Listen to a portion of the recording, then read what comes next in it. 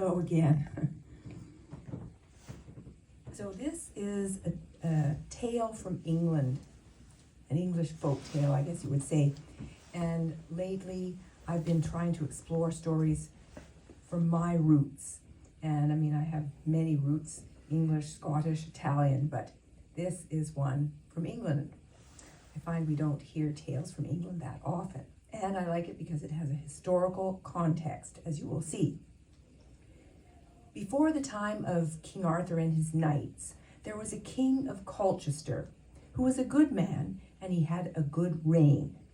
Now, Colchester is in East Essex, and it is the oldest recorded city in all of England, dating back to around the 1st century, the time of the Celts. The king of Colchester had a daughter of marriageable age. She was beautiful and kind and generous, and everyone loved her. She wasn't beautiful in the usual sense of the word, but it was her kindness and generosity that made people love her. Now, sadly, the king of Colchester's queen died suddenly, and he and Margaret, his daughter, were devastated. The king, in his grieving, was caught in the snares by a wealthy widow, and he soon remarried within 3 months. And this wealthy widow, his new queen, brought with her a daughter about the same age as Margaret, who was also beautiful, but because she was unkind and mean and rude, people began to think of her as ugly. Now, the new queen and her daughter were jealous of Margaret and that everyone loved her so much. And so they began to spread rumors about Margaret. And so Margaret became very sad and discouraged. And one day she went and spoke to her father, and she said, "Father, I really don't feel needed here anymore, and I would like to go out into the world and seek my fortune." And her father was like, Margaret, how can you leave here? I mean, I can't let you go out on your own to I know not where and looking for I know not what." But Margaret was insistent, and finally he agreed. Now his new queen was filled with glee at this turn of events. Oh, finally to get rid of Margaret. She'll be gone and surely will never come back. And the king asked her to pack a bag for Margaret to send her on her way. And the unkind queen threw into a bag some stale bread, a bit of hard cheese, and a bottle of beer. And if Margaret didn't like this, she didn't complain. She just took the bag, put on some sturdy walking shoes, and set out from the castle. And she walked a long way that first day, and after some time, she came to a cave. And outside the cave there sat a hermit. The hermit spoke to her and said, "Hello, do you mend shoes?" Margaret laughed and said, "No, I don't mend shoes, but I do have some lunch here if you'd like to share it with me." And he was very happy to share his lunch. So he ate not all of it, but a good part of the bread, cheese, and some of the bottle of beer. And because she was so kind and generous, he said to her, "I am going to help you on your way. Up ahead, you are going to come to a very thorny hedge that you will not be able to pass through or around. So I'm going to give you this magic wand, and when you get to the hedge, you can touch the wand against the hedge 3 times and say, 'Hedge, open up so I may pass.' And," he said, "after that, you are going to come to a well. and make sure you look in the well, see what there is to see, and do what you are asked."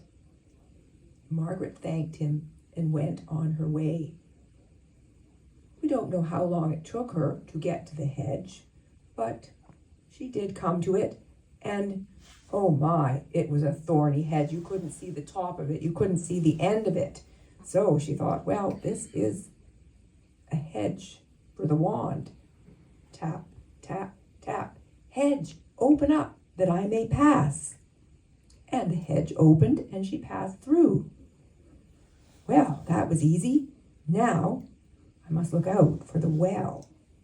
And soon she came across the well and looked inside, and to her astonishment, floating about on the water were 3 disembodied heads, and with long hair, appeared to be women.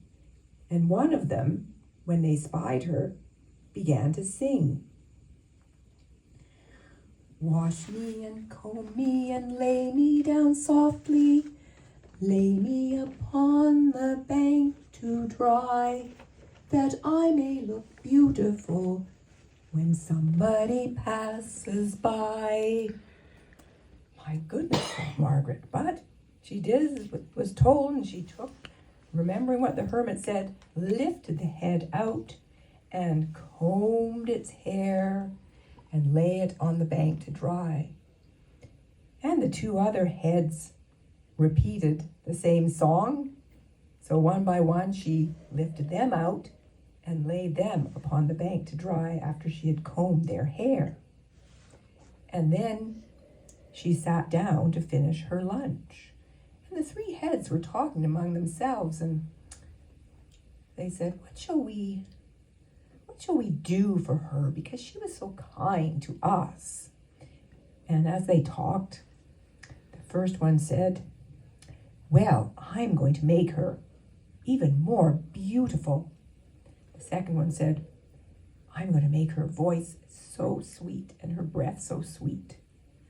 And the third one said, "And I know, I'll make her so she marries a prince." And Margaret overheard them, and she smiled pleasantly and thanked them and went upon her way. One day when she was walking along beside a wood, she heard the sound of galloping horses, and along the path who should come but a prince and his men, prince and his men on their horses too.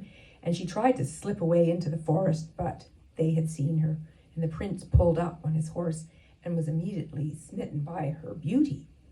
And he asked her, "Who are you, and what are you doing here?" Margaret said, "Well, I am the daughter of the King of Colchester, and I am out to seek my fortune." Her voice was so sweet, she was so beautiful. He was completely smitten by her and her spunkiness. What princess would do that, go out and seek their own fortune all by themselves, wandering about in England? And so he managed to coax her to come back to his castle, and they got to know each other and soon fell in love, and Margaret married the prince. Now they thought after that they should make a trip to the King of Colchester. Margaret missed her father and wanted to go back, and she thought, well, doesn't matter if he turns me away, because I'm now married.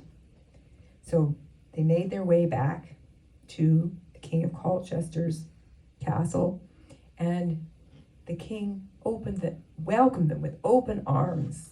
He had missed his daughter, and he was sick and tired of his new wife.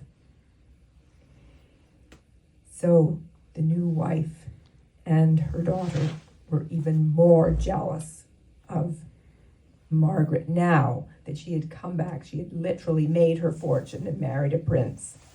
And so they conspired among themselves and decided that her daughter, would also go out to seek her fortune.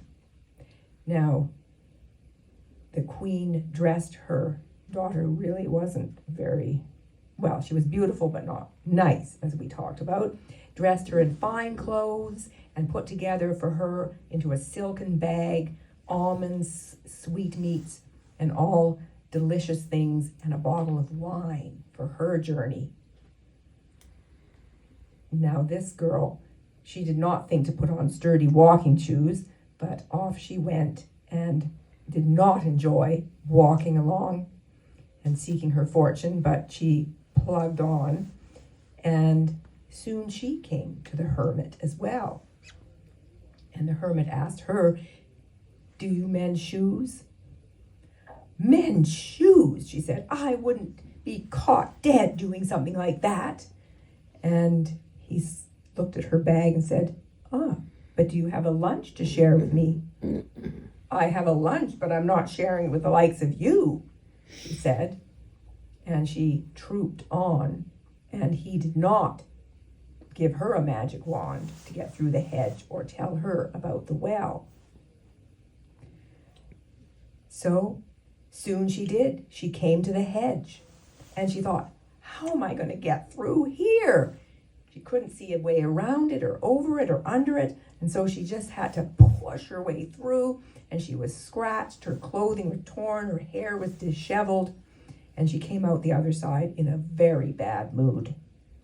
So by the time she got to the well, she rested, leaned against it, and there she saw the 3 heads, and they began to sing. "Wash me and comb me and lay me down softly, lay me upon the bank to dry, that I may look beautiful when somebody passes by." "Good Lord," she said, "I'm not touching your stringy old hair. Just forget it." She sat down on the grass to eat her lunch and enjoyed all the sweet things that her mother had packed. She drank the whole bottle of wine, went over to the well, bought the 3 heads with the bottle, and then threw the bottle into the well. Well, the 3 heads at the well were not pleased with this treatment, so they said to among themselves, "What shall we weird her for her treatment of us?" The first one said, "I'm going to make her ugly and cover her face with sores." The second one said, "I'm going to make her voice like that of a crake, so that when she tries to talk, nothing will come out but bah!" And the third one said, laughing, "I'm going to make her marry a cobbler."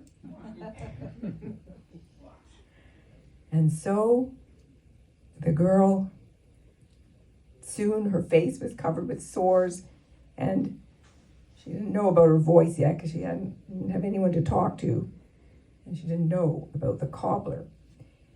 So she made her way along, feeling very sorry for herself. She'd eaten all her food, drunk all her wine, and her face was dripping with these sores.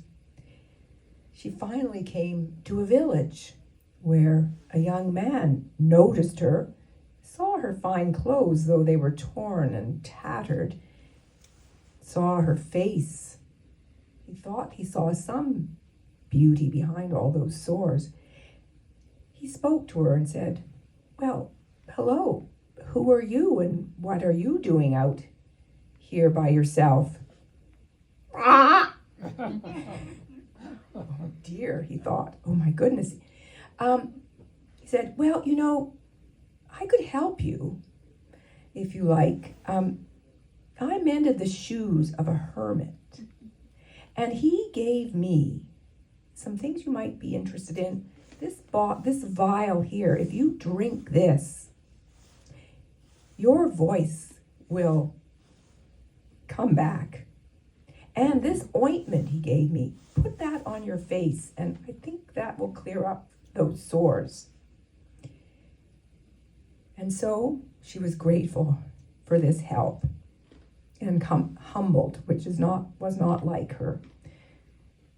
after several days of applying the ointment and drinking from the vial, her face began to clear up and she could speak. And so the cobbler asked her once more who she was and what she was doing.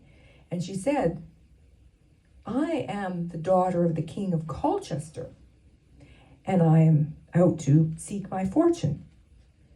Well, that young man lost no time in asking her to marry him. And because she didn't have any other prospects at the moment, and she was grateful for his help, she agreed, and they were married. And now, the cobbler said, "I think we should pay a visit to your father," possibly with high hopes of having a better life. And so they arrived there, and Margaret was still there. The king was not happy to see his stepdaughter, and her mother, the queen, was absolutely horrified that her daughter had come back married to a cobbler. And she was tired of the arrangement too, and she just told the king she was taking her part of the money and leaving. And actually, I think the real folktale, there's something much more violent that happens, but I kind of changed that part. Anyway, the king gave the cobbler and his stepdaughter 100 guineas and sent them to live in the farthest corner of the kingdom in a small cottage. And I've heard that the stepdaughter of the King of Colchester, she learned to do all those jobs, cooking, cleaning, looking after her husband, and she even grew to love her husband. So perhaps she turned out to be a nicer person. And Margaret and her prince became the king and queen of Colchester when her father retired from the job. And so I think everyone lived happily ever after.